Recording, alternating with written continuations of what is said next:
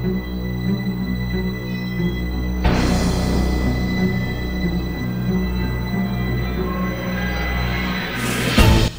run for the hills! Oh my god, it's a giant hand! Oh, would someone please save all the children? Did that thing just flip me off?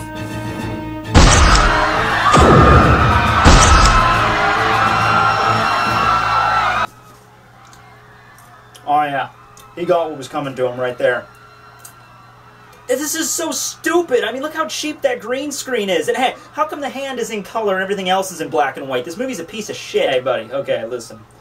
You are clearly missing the greater point of this story. It's about one man's journey. What do you mean, one man's journey? It's about a disembodied arm from outer space that just attacks the city for no established reason. It's a metaphor. Or maybe a simile. I don't know. I don't really pay much attention to that English crap. It's mostly just about lasers blowing shit up. I mean, can't you just immerse yourself in that? I don't even... How are you even watching this with your freaking sunglasses on? I don't know.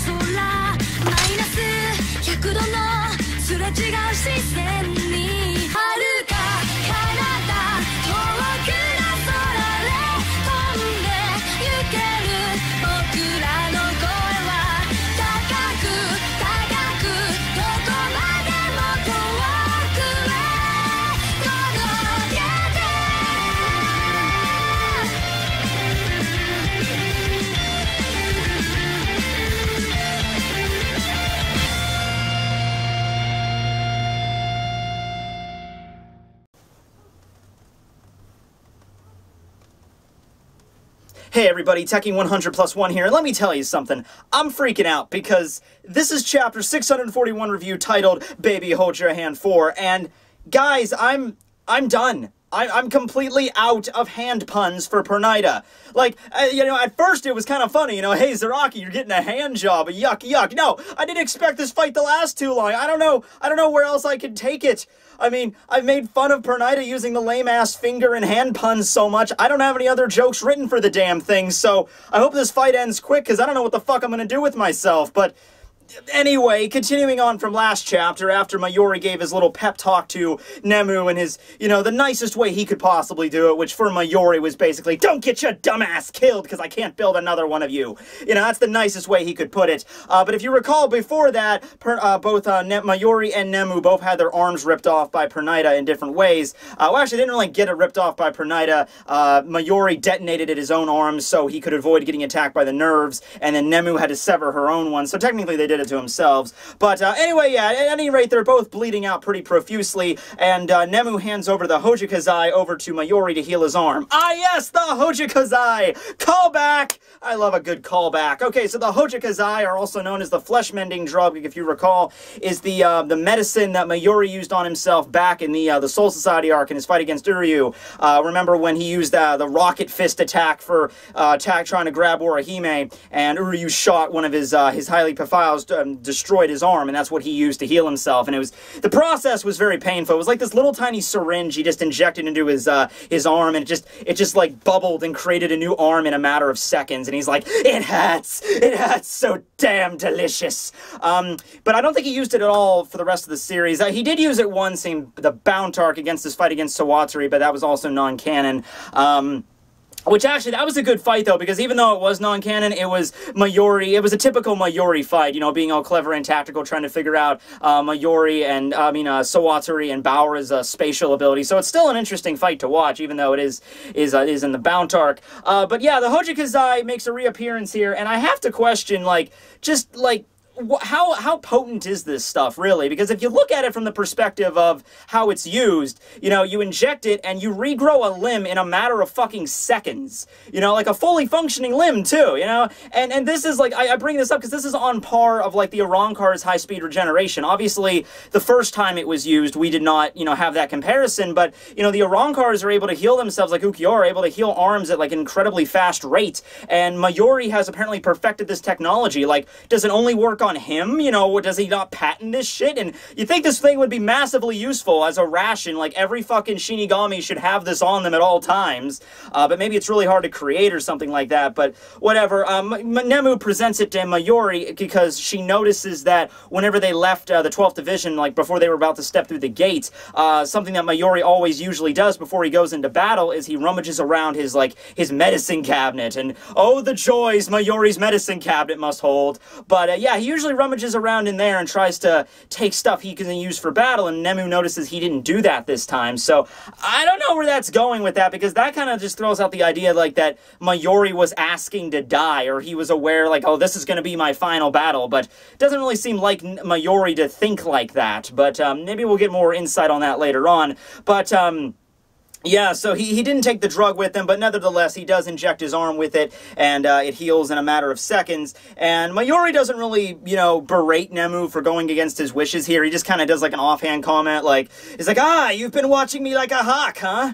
Well, you're kind of creeping me out there, Nemu. You might want to just back up a little bit there. Just back up. Just give me some space. So then we get the title page, then we have Mayuri jump off the roof, activate his Hirinkaku hover shoes, jet butsu, whatever they are, and he charges directly toward Pernida. So Pernida activates the same technique it had last chapter. It activates one of its high league bow guns in each one of its fingers, as well as its thumb, and begins to fire off like a barrage of arrows at Mayuri. Now, last time this worked on Mayuri because, you know, that he didn't know that, like, oh, the nerves are connected to the arrows. So that way, you know, like, you get near an arrow, even if you dodge it, the nerves are just going to spread out. But now that he's aware of this fact, he's able to dodge it much more effectively. Also, I should bring up that there are 3 arms on the battlefield, you know, for each one of Pernida, because it was kind of odd. Like last chapter, after it got eaten by Konjiki Yashisogi Jizo, when it broke out of it, I think we saw like one of the arms like off to the side, but we didn't really get to see the other ones. But yeah, all 3 arms are back up and working completely, as if, you know, the whole Bankai eating thing never happened. So they all kind of just triangulate at once and then fire directly in Mayuri's position, although he does manage to avoid them, as I said. He activates a microphone inside of his head he has, and he communicates with Nemu of the plan of attack. So here's what's going to go down. Mayuri, you know, I gotta give him credit. Now, I thought he was running out of pockets, you know, but no, he has apparently something else up his sleeve. He has this kind of anesthetic, and the plan is for him to, like, zip around the battlefield using his Hirinkaku boots and just kind of sprinkle this anesthetic all over the place, and he figures that this anesthetic should be effective enough in paralyzing the nerves of Pernida, although he brings up that at this high of a dosage, or I guess it's like dilution rate, because in the middle of the battlefield, maybe it's like he has this really powerful anesthetic, and under normal circumstances he would just dilute it, but now that, you know, this situation has, like, he's like using like an undiluted formula, or the dilution rate is not high enough where it can't affect himself. So he's like, I am going to be able to slow down the nerves or paralyze them, but it's going to affect me in a negative way as well. That shit's going to come back to haunt him. I swear to God. It does, not in this chapter, but I can totally see, like, in an upcoming chapter, Mayuri's going to be like, oh, I will just dodge this attack, and oh wait, I numbed myself, and then he gets like a freaking stab wound, and he looks back, and he's like, oh wait, my heart is back there, and there's a hole in my, oh fuck.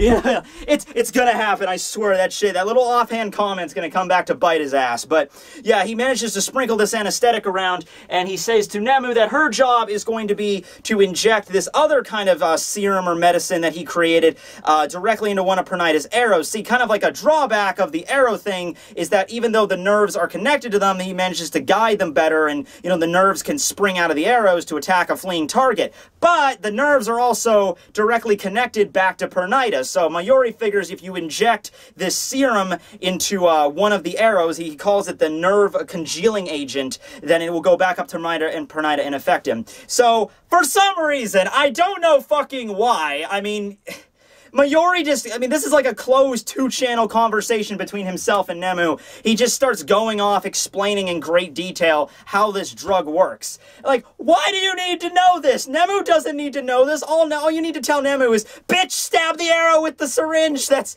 all you have to say, Mayuri. You don't have to go in detail. Not just for the monologuing fact, but it's a common shonen cliche that whenever someone goes into like a large amount of detail on, oh, I've perfected this technique, it'll work like this and this and this, and it'll affect that enemy in this way and this way and this way, and I'll win the fight. You know that shit's not gonna work. Same thing with this Bankai 2 chapters ago, you know? This is my new Bankai. I've modified it so it can copy any ability that it comes in contact with. Therefore, you'll never be able to defeat me. Oh, wait, it didn't matter. Yeah, shit's gonna happen. So, yeah, so Nemu has this nerve congealing agent which will not necessarily paralyze Pernida. What it'll do is it'll lock up all of its nerves. So basically, you know, the eyes won't be able to shut, the nerves won't be able to progress, the heart, once contracted, will stop beating. Mayuri figures out, like, I don't exactly know the exact anatomy of this left arm, but I know that it's at least, it can at least bleed, so that should be able to, that my serum should be able to be effective here.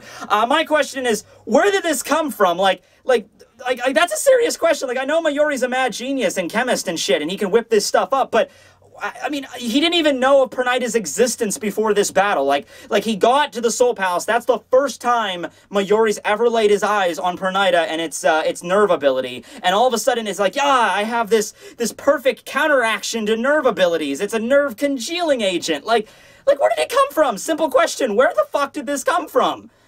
And a better question, like, why didn't he use it earlier? Like, you know, back in chapter 636, like, he figured out, like, your ability is to control the nerves. Well, luckily, I have a nerve congealing agent right here up my sleeve. Oh, man, I don't know. Anyway, after relaying all this information to Nemu, who basically just tells him, you're being a little bit too loud here, and Mayuri's just like, shut up, let me have my moment. Silence, Nemu.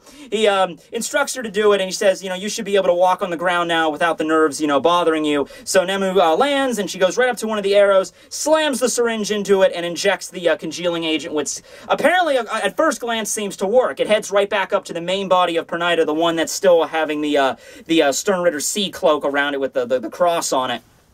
And it begins to be dyed like a blackish, reddish color, probably the same color that Bambi was after Giselle did the zombie thing. And not only for the main body, but it also appears that the other bodies as well, the other arms, are being affected by the serum. So even though they're not like physically connected, they're still being manipulated. And this is kind of a neat thing here, where we have the last arm about to be afflicted, and at the last second, it would seem that Pernida can transfer its mind over to its other bodies. You know, like, think of, like, the main body as the master, and then it can just control the other two as, like, puppets, and it can, like, change, like, body switch whenever it wants in order to avoid damage. That's a pretty cool ability. Checkmate, Pernida! I have to hand it to you. You put up a good fight, but I win! Oh my god, I'm so sorry for that horrible joke. I've used it, like, 30 times before. Oh god, this is the best I could come up with. Quit mocking me! But yeah, as you could expect, Pernida manages to get out of this situation in a way that pretty much anyone with 3 brain cells maybe could have figured out. Oh no, this congealing agent poison is affecting my body. I wonder how I should get out of this. Oh, I'll just cut off part of my body before it reaches me. I mean, like, that's like the simple, I mean, that's the same shit, you know, Baragon's Respira. Like, this is the ultimate breath of death. It will erode anything it comes in contact with. You have no hope, Shinigami. Oh, you just cut off your arm to avoid the Respira afflicting you. Well, that kind of downplays this awesome technique as just a traditional idea of poison, but whatever, I'm a skeleton, bitch.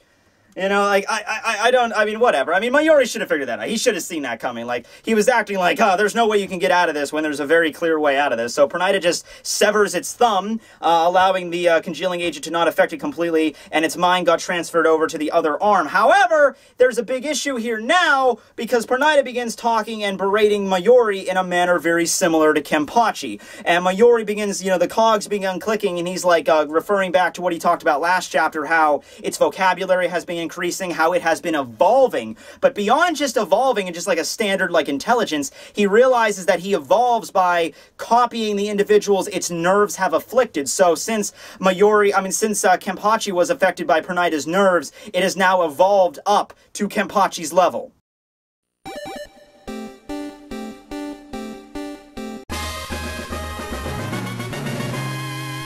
Yeah, so, I mean, like, there was that scene last chapter where Pernida kept laughing in a similar manner to Mayuri, so I don't know if it, like, is mimicking in terms of power or just intelligence, because if we're talking about intelligence, Kenpachi would come before Mayuri, and then power, it would be flipped. I'm actually not too worried about Pernida having all the abilities of Kenpachi, though. I'm more worried about this. Yeah, so when it gets up to Yoruichi's level, then I'll be worried. Actually, I wonder which one is stronger, Kenpachi or Yoruichi? Who would win in a That's a crossover battle no one ever thought of, huh? I mean, yeah, Kenpachi's wicked strong, but, you know, Yoruichi's got, like, the freaking speed blitz going on. I mean, let's talk about that. I mean, who's gonna win that fight? I would say Yoruichi, just for the speed alone, you know, just like Shunko, like, you fucking dead, you know, mincemeat, but whatever, okay. Yeah, so he figures out, though, that now Pernida is at least on Kenpachi's level, or at least it's something he hypothesizes. So he looks down over to Nemu and he says, well, if it's at Kenpachi's level, there's no way that Nemu's reflexes will be able to keep up. So he shouts over to Nemu, you know, get out of the way. However, right behind him, we have another little issue where we have the main body of Pernida, which is now shedding its skin.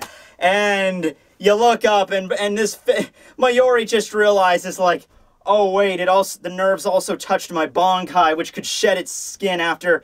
Oh, fuck. I mean, like, he has to realize how boned he is now, because now you have an arm about to smush Nemu, and the main body is now completely unaffected by the congealing agent. Also, by the way, the cloak gets ripped off when the skin gets shed, but the star mark is still there, like, to indicate that it's the main body. It's like the star mark's like a tattoo on it now. That's kind of interesting. But, yeah, so he realizes, oh shit, they're now about to get fucked from two different directions, and we cut down to the last page with Nemu, who's looking up, and I love this expression Nemu gives. It's that very rare expression of, I'm about to be killed by a giant hand.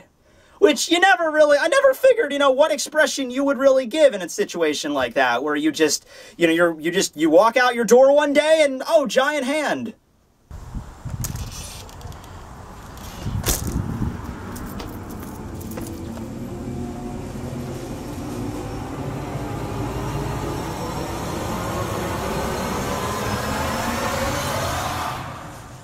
Well, I guess there's suckier ways to die. Last page, though, we have that one big panel with Nemu just kind of staring up at Pernida, and we get a little bit of internal dialogue, and all she's thinking in this situation is just, Mayuri-sama, and we see her trying to jump off to another location to try to save her master, which is, of course, very indicative of her character. That's how she always acts, you know, always to protect Mayuri first. Although, I'm sure none of you were paying attention to anything I was just saying right now because of the fact of her giant Jigglypuffs that were very apparent in that one panel there. Okay, you know what? You want to talk about her boobs? Okay, we'll talk about her tits. All right, we'll do it. We'll do it at the end of the video. At the end of the video, okay? You pervs can hold off. You know, I'm a pervert too. Okay, we'll talk about it at the end. Let's just get through, you know, possibilities first, and then we'll get into her jugs. Okay, all right. Okay, that's fair enough. Fair for you. Okay, let's keep going. This fight is wrapping up now. I could basically kind of give an idea on where this is going to go. So, there's no way, and Mayuri even said this, there's no way, if it has the abilities of Kenpachi, the speed, the strength, whatever, the reflexes, there's no way that Nemu can properly dodge this. So, what she's probably going to do, because Mayuri's also in danger, we have 3 arms. I'm assuming we have one arm that's over Nemu, and then the other arm, the main arm, which is, you know, right fucking behind Mayuri. So, they're both going to probably just try to attack and kill them at the same time. Nemu is going to probably try to get between them. She's probably going to end up getting fatally injured and dying first. And then we might have Mayuri kind of go into a rage, or maybe not necessarily a rage with him. We might see it like a vein popping and like, oh, he's mad, but he's not going to show it. And then he tries to attack in his blind fit of rage, and he's not paying attention, and he ends up getting axed. Now, keep in mind that basic setup that I gave you could probably be covered in 1 chapter. Kubo's probably going to bleed it for like 3.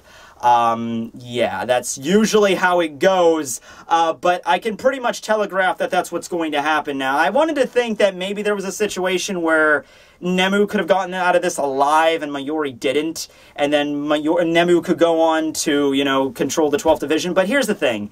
it'd be more poetic for them to die together. I mean, they're both technically the same body. The same blood flows through Nemu's veins as Mayuri, quite literally. It's not just his daughter in the sense of a daughter. It's his creation. So it's him to a degree. So if Mayuri dies, I mean, people have been saying, like, maybe Mayuri has, like, another, like, a backup clone body back at his lab, which I'm not dissing. It's possible. Although something I will bring up right now that I'm tired of, and I keep commenting on this. Okay, people have been saying, why doesn't Mayuri just use his slime technique? Remember the thing that he used against his battle with Uryu after he got fucked up by the Let's Steal arrow? You know, he just stabbed himself with his sword, turned into ooze, and then, like, squirmed away in the sewers and went back to his lab. Okay, here's the reason that won't fucking work now. He's in the Soul Palace, alright? Back then, he was in the Serite, liquefied himself, retreated back to his lab. He probably had, like, a special healing area, like a tank that he could squirm in to heal back up, to reform himself.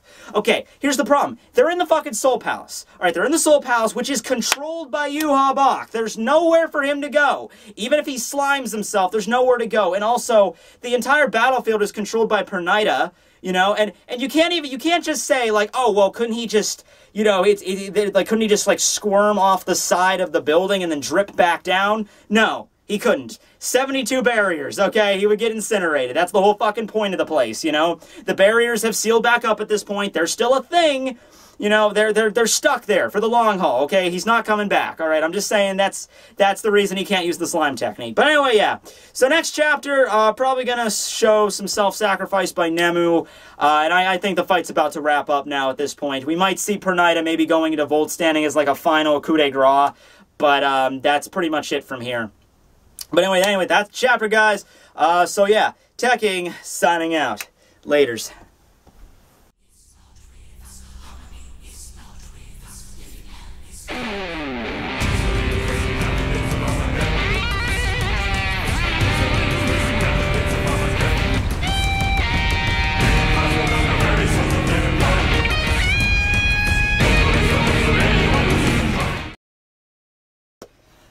Okay, you want to talk about this? I mean, I'm for it. I don't care. I mean, I am never adverse to a conversation revolving around female anime or manga characters' large breasts. And anyone that's a fan of my live streams know we've delved into these topics quite extensively. They're worth a fair amount of research.